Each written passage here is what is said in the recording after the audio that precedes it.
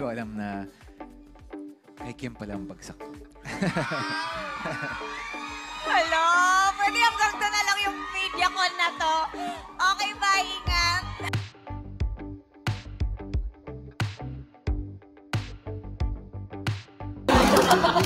Bilang artista, i-deliver natin yan hanggang sa Pero hindi ba nag-bargain na, pwede mo naman palitan kung salita. Pero si Sari kasi dito 30 plus na siya eh. So, hindi naman na siya TV bopper or 20s. Hindi mo siya, conservative siya.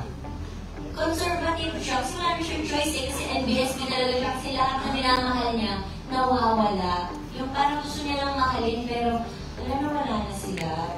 Kaya curious talaga siya about everything, about love, ganyan.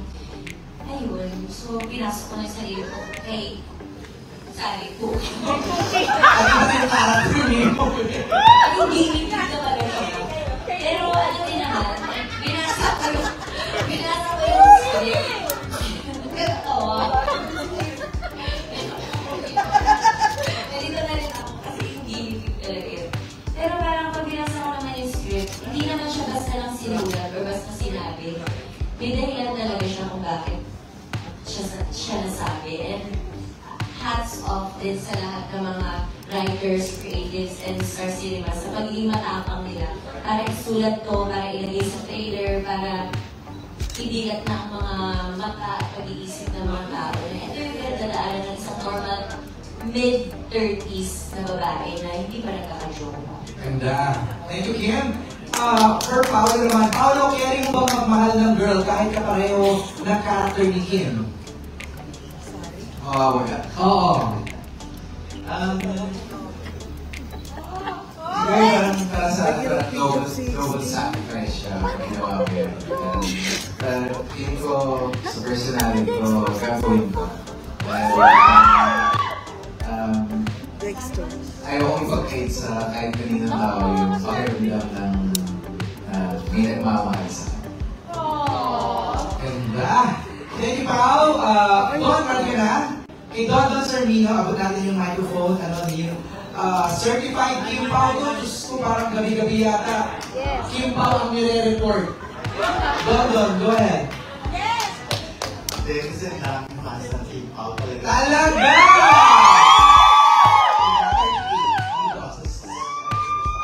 And the reasons, hindi yung pinag-uusapan, for Pao and Kim, kailan kayo, like ko na ito tinatanong, pero kailan kayo huling kinilig sa isa't isa and bakit? Anong scenario? Yung totoo, hindi sa eksena. Kinilig. Yes. Bili niya akong tinapay kanina. Yes! Mahina si ate mo. Mahina nila lang. Pero dinala niya ako pa sa lupo. Pantoha. From...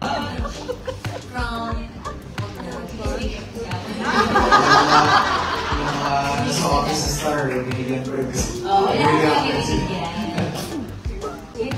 Ayun, At least hindi sa kinilig. I mean, sige yung personality niya, imagine, kasalubong lang talaga.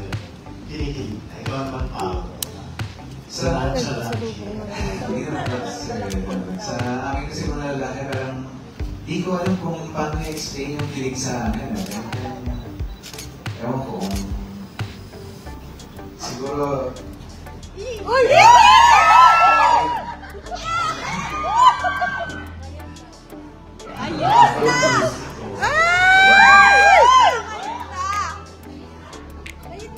siguro pag nakikita ko sa bawalan ni Kim na may gulay. So, Iilig siya din sa kuta. Kasi sabi, hindi, malaking bagay. Because, di ba, parang naisip lagi ni Kim si Pao na. Just ng tao. Just ako. Naging part na ng buhay nila sa isa. Thank you, Don. Maraming salamat. Our next set of questions ay galing kay Delphine Diokino ng Rappler. Kim, you worked with Paolo Salinla in What's Wrong with Secretary Kim. What's the new thing you've learned about Paolo by doing this film? New thing I've learned. Actually, Kasi pag makatrabaho mo siya, ang dami matututunan. Lahat kami, talaga, parang iba yung atake niya every project. Linlap, sobrang serious na, hindi siya makausap. No, what's wrong with Secretary Kim? Naging funny siya.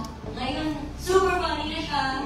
Yung ang dami ng comedic timing, yung iba, parang syempre nakakakaba din pag nakakatrabaho mo lagi yung tao. And hindi mo alam kung ano yung susunod mong may offer as screen partner, di ba? Parang there's always something new kung nakakatrabaho mo isang Paula. Yeah.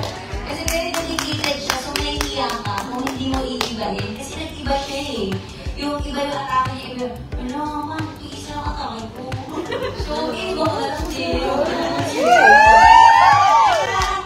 Mas napupush ka to be a better actor kapag katrabaho. Hindi ka na Tayo, sa isang party. adjust lahat, no? Grabe.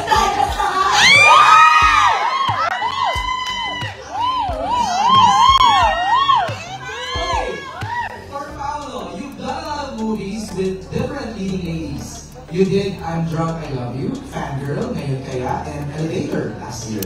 What is different with working with Kim in this one? Actually, nakaka-rate ko about it. Parang never lumampas ng dalawang beses kung katrabaho ka lagi yung mga ladies. Sa series or sa movie. Sa pagkakaalala mo. Pero yung parang ngayon na natulong sa akin, parang siguro yung sagot ko dyan, parang hindi nakakasawang katrabaho si Kim.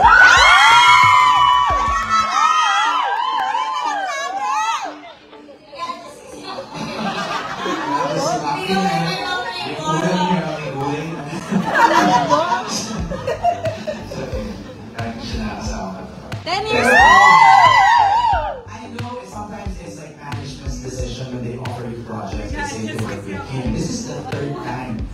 Meron pa rin yung element ng personal decision. So somehow, you decided to work with Kim 3 times.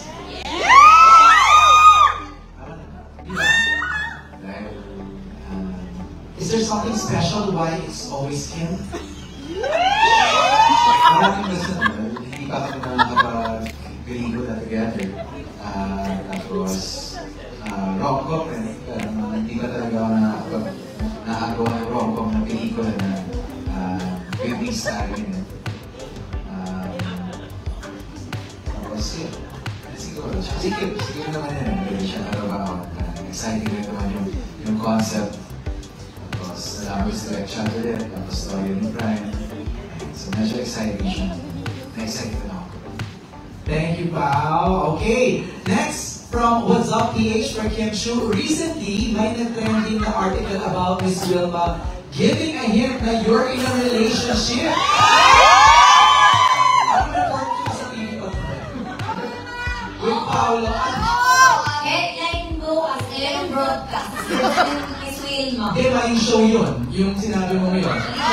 Yung show yun eh. Pero okay na. Anong masasabi mo dito? May show ba yun? Yes, pero love Collab yun na kasi ngayon may collab. Siyempre may MJ tayo.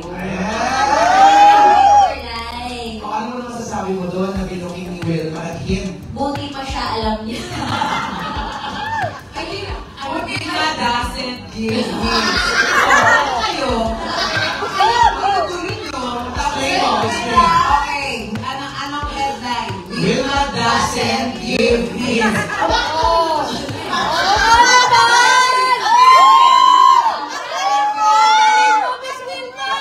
Okay. Nung tinanong ako kung sila ba, sabi ko, kasi lagi sila sa tent eh. Kasi nga ba yun? Tapos, sila ba? Mabang. Tapos, di mabang. Tapos, nag-headline, Wilma doesn't give him. So, yun mo. Wilma doesn't sell. Doesn't care, diba? Actually, si Miss Wilma, ano talaga siya? Push na push. Gusto niya nga gumawa ng GC, diba? Hindi ako sinabi yung gusto mo ng GC. Ay, tayo chicks ni Otis. Kasi sabi po namin dun sa GC, gagawa sila ng GC, update kami ni Kim. So, pag nabuo na yung GC na yon, meron ng update si Kim sa akin. I'm sorry. Kami na! Pero wala pa kasing GC. Wala kami GC. So wala pa po kami ma-update. Alright. Nag-boring na lang ako. Okay, next question. Pero maaari na, MJ. may Yung iba binabasa ko kasi na- ang ganda na itong next question. Ang ganda, wala kay Chad na Manila feed. Since yung title parang talks about ghosting sa relationship, na-experience nyo na ba na biglang nag-disappear ang partner nyo at ano naging effect nito sa inyo?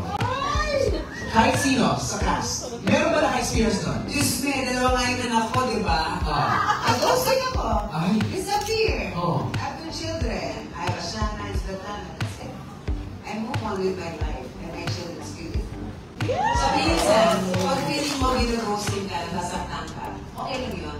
Kasi you deserve someone better. So, nag-ghosting ako ng twice, iniwan ako, nag-disappear talaga as in. And then I found my last love. O, di ba, muna na lang, ghosting na ako. Hindi yung mga ginagawa sa bebe lang. Kaya okay yan yung girl! Kailangan na siya nakapagod! Hindi ko alam naman sila. Sabi nila, Kimay sa akin. Buti kasi, nagpaalam mo sa akin, di eh. Ay, Diba? diba? Oo. Alam naman siya. Pero ano sabi mo Kim, rejection is? Redirection. To? Anybody else from the cast? Naka-experience nun?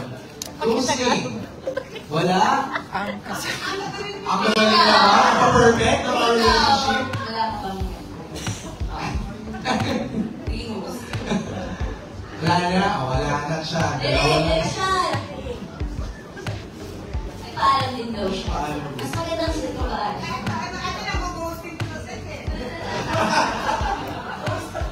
Nawawala naman bigla si Karina sa sa set. Bumabalik naman. Bumabalik na lang. Okay, next set of questions from Goldwyn Reviews for Kim and Pao. If there's something na kaya nyong mag-disappear ngayon or bukas, ano yung something ngayon at bakit? So it's something that you want to disappear like tomorrow. Ano yung, is it a material thing? Or anything, no? Anything. Something na gusto ko mag-disappear. Nega. Bukas. Siyempre lahat ng sadness, lahat ng pain, gusto ko maalis na yun. Parang happy na lang. Pero hindi ka naman magiging tao kung hindi ka nakakaragyan ng pain. So wala na lang. Pao? Sa akin natin in general, siguro yung mga pain na nararamdaman ng mga kung pwede lang mawala, pwede kagaling. Pag ika nga sabi ni Kim, kailangan natin pagdaanan yun. Yes, because It's part of being human. yes, tsaka growth. Correct. May maganda yung question, can we scroll it down? Ay yung kanina na napasa. Maganda yung tanong na yun eh, parang what will make you disappear? Aside from love, what will make you disappear? What else can make you disappear? Okay, to love you. Sorry. Sa utang. Kapag utang ka, parang ayoko na. Disappear na lang ako. Yun, aside sa love, sa utang. Diba? Ano ba? What else? Karina, Wilma. What else can make you disappear? Siguro kapag napagod na, Ay. ganyan. Sometimes you wanna be alone, para may me time ka naman. Mula kay Joel Madrazo ng The Hall, Digital Creators. For Kim, what were your go-to self-care habits during the filming to balance the stress? Wow. Stress ko siya. Anyways, ako nag-workout naman ako tuwing umaga talaga. You guys were out together, right? Yes! Bakit naman lagi? Teka nga to. Pero tandem na shoes. Yes! Ayaw lang ba? Hindi naman. Hindi naman. Pero nag-workout ako para makakapag-distress. Saka, endorphins na rin yun. Parang sa brain yan, di ba? Para mas functioning. How do you balance stress or fight stress? it's the same thing. Workout yun. First thing I do in the morning is workout. Tsaka, lagi kong sinestress na daily ko lang natutulog. Okay ka lang balance din yung work tsaka yung pahinga. Kailangan hinahanapan talaga ng tamang balance para makaiwas sa stress. Agree. What advice would you give, Pao, to people going through heartbreak? Siguro yung advice ko sa mga may pinagdadaanan ngayon is it's not the end of the world. Minsan, iniisip natin na tapos na lahat, pero habang pinagpapatuloy natin yung buhay natin, mas nagkakaroon tayo ng mga, mas nakakaano tayo ng mga mas mabubuting at mas maganda mga bagay na dumarating sa buhay natin. So, it's not the end of the world, and there's always something to look forward to. So I just go through it, no? Kung heartbreak, sige, sadness, di ba? After nun, laban lang, ika nga ni Wilma. Ito maganda, from John Bueno of Kubancao.com for Kim. Kim, you and Pao are very experienced now when it comes to love. What do you think is the reason why people should not give up on it and still have a relationship? Grabe naman yung sobrang experience na kailan naman yung wala ko comparison. Pero, ano may tanong? What do you think is the reason why people should not give Give up? up on love. Kasi, di ba, love naman ay isang bagay na nararamdaman natin na hindi siya nabibigay, hindi siya nabibigay. Di ba, kahit sobrang trabaho mo, sobrang mabait kang tao, hindi naman siya kusang binibigay, in-experience siya. Tsaka part siya ng pagkatao natin, na kapag nagmahal tayo, masaya tayo, kapag nagmahal tayo, malungkot tayo, ang daming nabibigay sa atin na emotions that makes us human.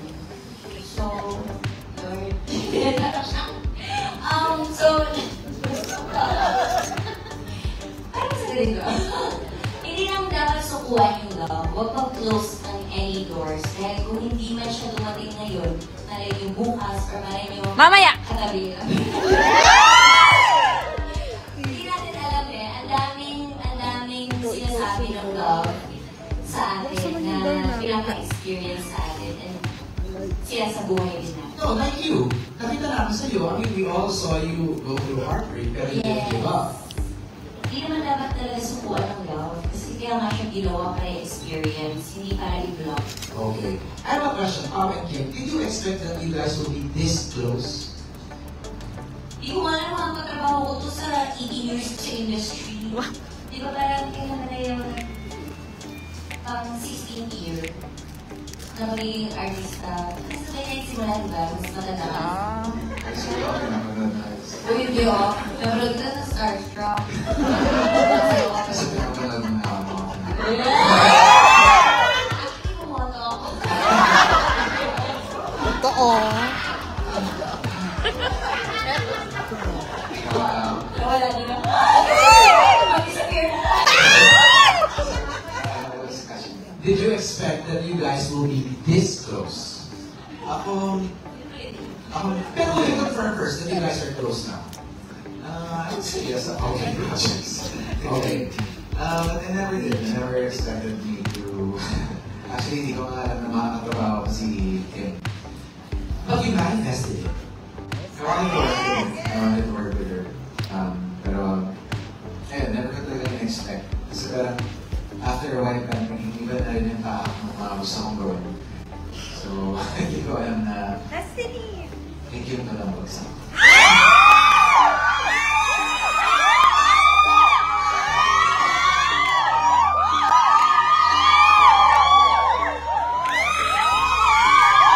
Pasok na!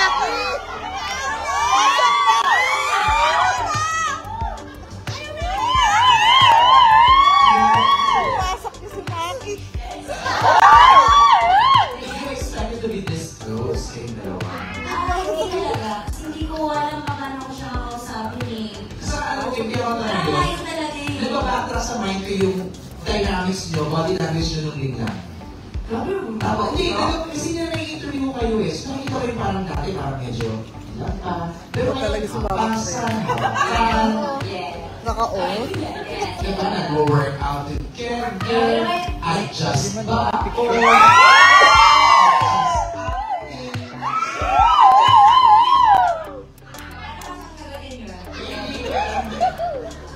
Gusto na mo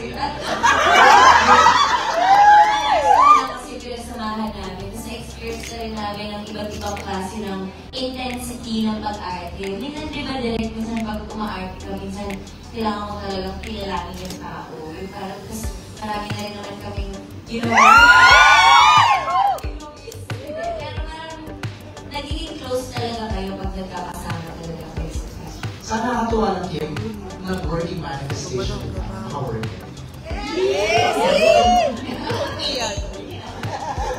Pero masaya, hindi ko talaga maisip na makakasundo ko sa Paolo Abilio na hindi nagsasalita. Patay lang siya, actually, na tinignan ka lang mo.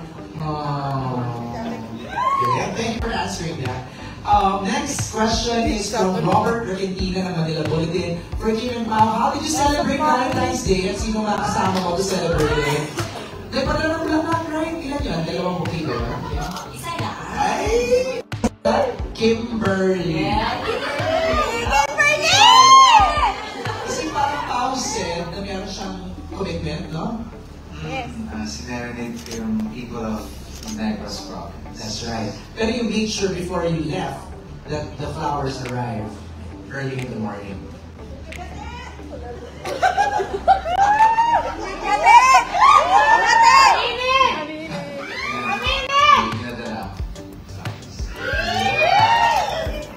Yes, so pag-picture, nag-isip mo.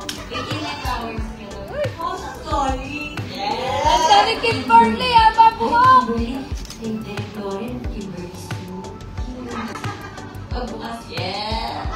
Alam mo ba? Pasok bakit?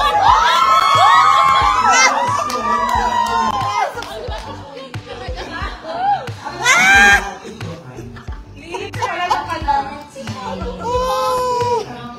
Pasok. Pasok.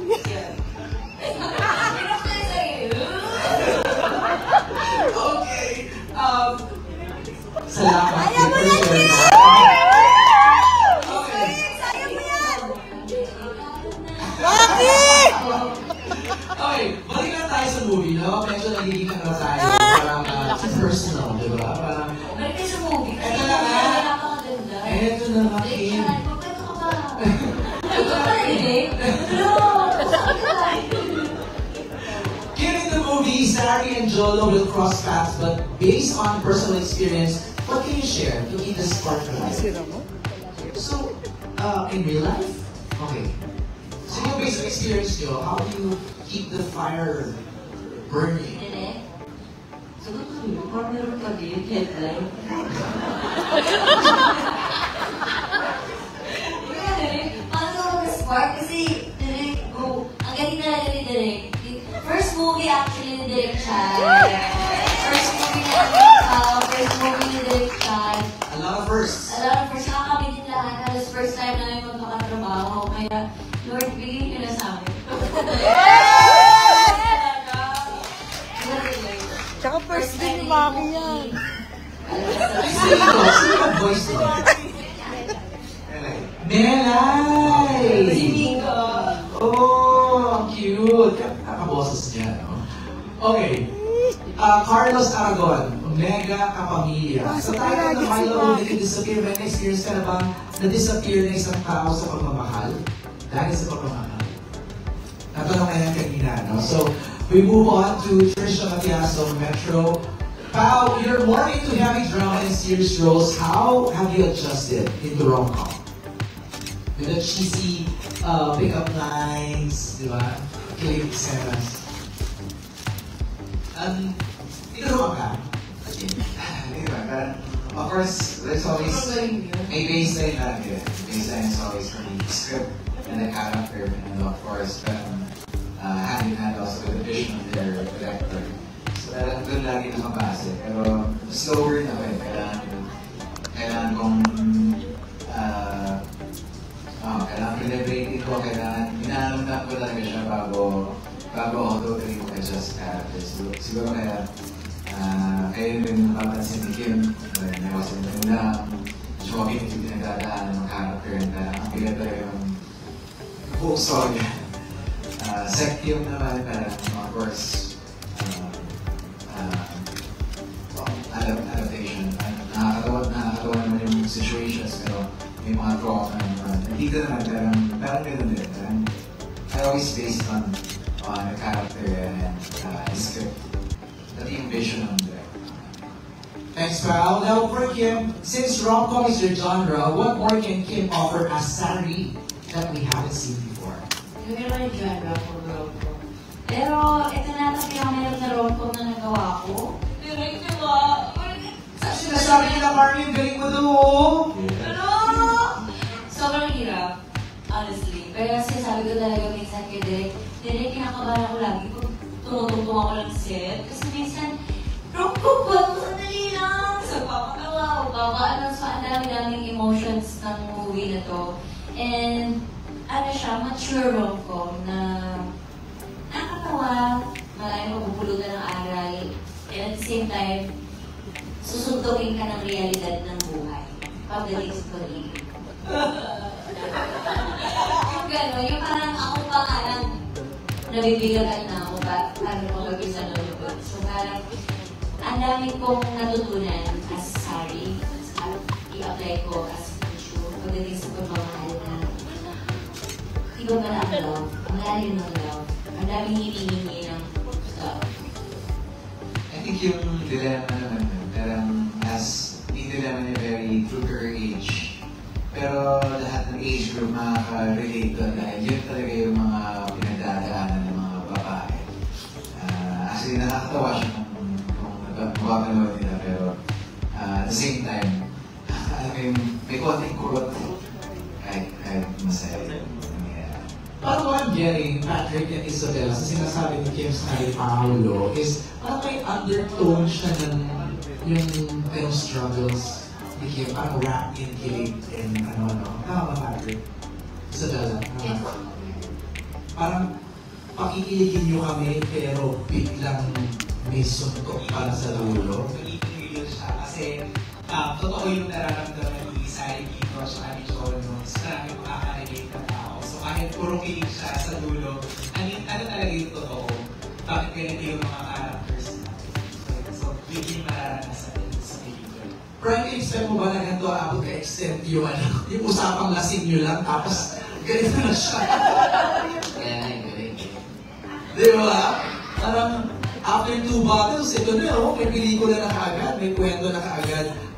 From J of Certified Kapamilya, for Kim and can also be asked kay Paolo, anong number 1 na makakapagpa-disappear ng feelings mo sa isang tao? Number 1, makakapag-disappear. Feelings mo for that person, for one person.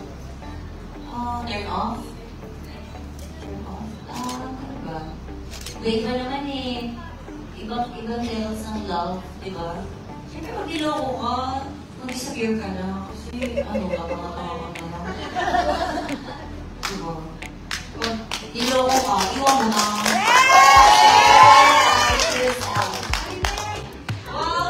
Self-love muna. Sabi nga nila, pag hindi mo gaano kamahal ang sarili mo, hahayaan mo lang ang sarili mo, ulit-ulit kang sinasaktan. Pao? Safe na.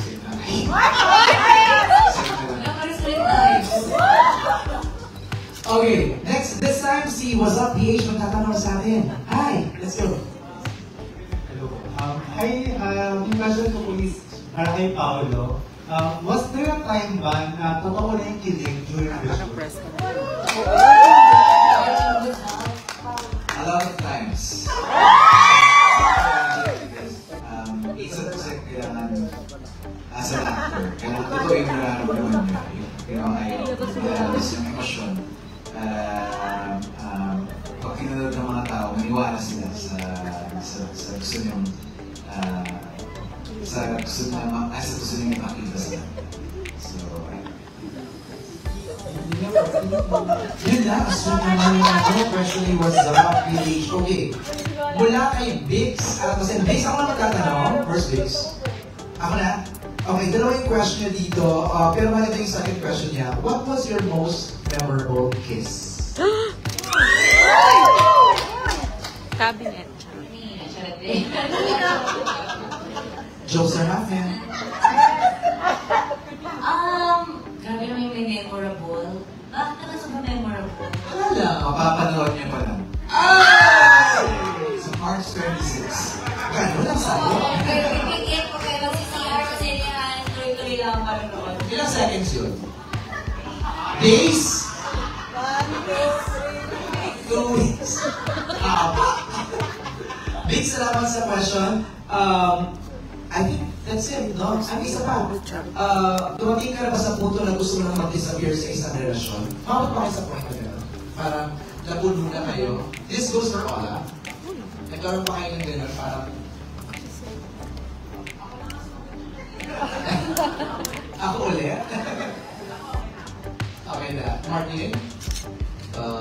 Pagkakaalala ko, nagkaroon ako ng ganun pagkakasama.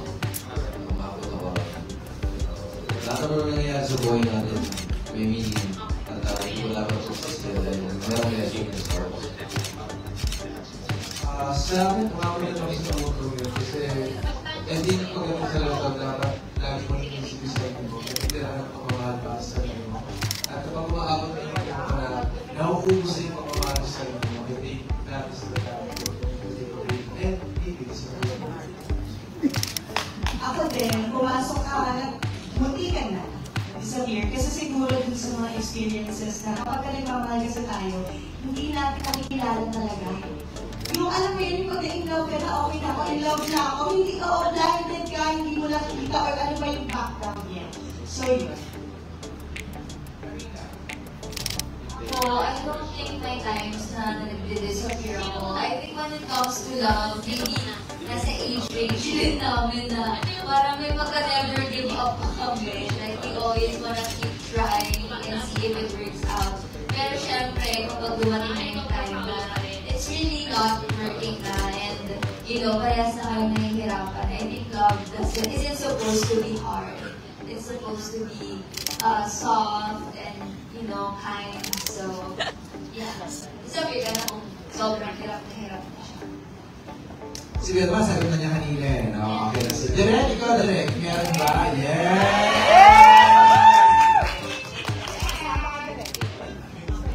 Actually, nakalimutan ko na rin yung tanong. Oo, na-experience ako na pumasok sa relationship. Kasi parang, sa tayo na sobrang pag-unahan mo sa tama, mo na sa Tama. So, Thank you, Direk.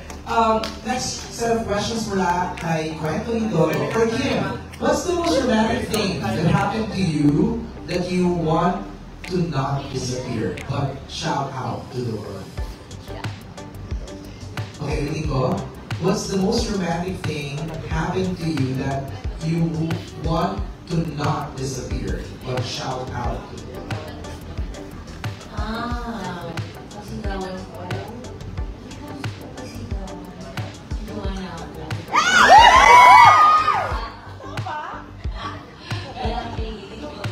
So, March 26, inugusto kong nasa puso ko. March 26 na labo nila. Okay, for everybody sa ating buong cast, what do you think is the key so that love will never disappear in real life?